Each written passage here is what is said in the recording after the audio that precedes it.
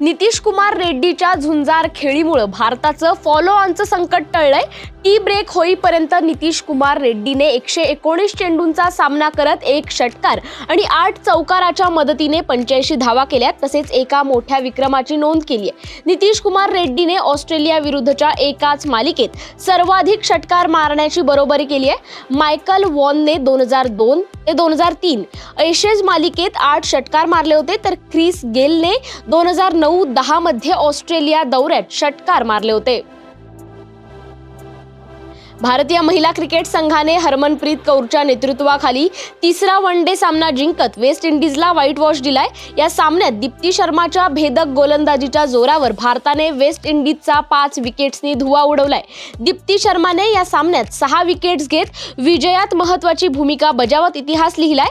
आता दीप्ती एकदिवसीय क्रिकेटमध्ये सर्वाधिक 5 विकेट्स घेणारी पहिली भारतीय महिला गोलंदाज ठरली आहे। एकदिवसीय क्रिकेटमध्ये तिच्या नावावर 3दा 5 विकेट्स घेण्याचा विक्रम झालाय। सामन्याच्या अगदी अखेरच्या सेकंदाला राहुलने 3 खेळाडूत गगनगौडाची अव्वल पकड करत प्रो कबड्डी लीगच्या 11व्या पर्वातील संघर्षपूर्ण उपांत्य लढतीत हरियाणा स्टीलर्सने यूपी योद्धाचे आव्हान 28-25 असं परतवून लावलंय आणि हरियाणा स्टीलर्स संघाने सलग दुसऱ्या वर्षी अंतिम फेरीत प्रवेश केलाय। चढाईपटू शिवम पठारेने महत्त्वाच्या क्षणी बदललेला गिअर आणि उत्तरार्धात केलेल्या अचूक चढाया हरियाणा स्टीलर्ससाठी निर्णायक ठरल्यात। पुणे येथील श्री शिवछत्रपती क्रीडा संकुल बालेवाडी येथे झालेल्या उपांत्य फेरीत दबंग दिल्ली केसी विरुद्ध रोमहर्षक विजय मिळवून पटना पायरेट्सने प्रो कबड्डी लीग सीझन 11च्या अंतिम फेरीत प्रवेश केलाय।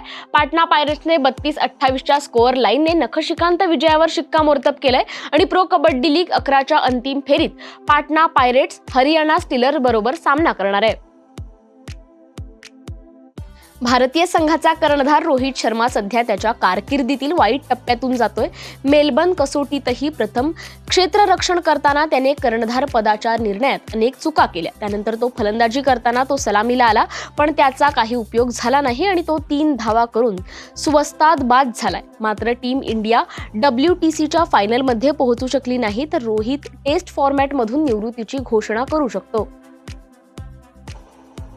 मोटर स्पोर्ट्समधील रॅली प्रकारातील सर्वाधिक खडतर मानल्या जाणाऱ्या जगप्रसिद्ध डकार रॅलीत पुण्याचे संजय टकले येत्या नववर्षात भारताचा डंका वाजवणार आहेत। या रॅलीत कार विभागात भारतीय स्पर्धक प्रथमच सहभागी होत असून सौदी अरेबियात 3 जानेवारीपासून या रॅलीला प्रारंभ होणार आहे।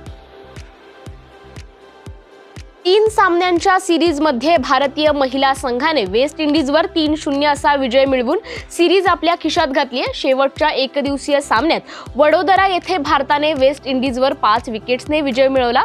भारताने पहिल्यांदा गोलंदाजी करताना वेस्ट इंडिजला 162 धावांवरच रोखलंय।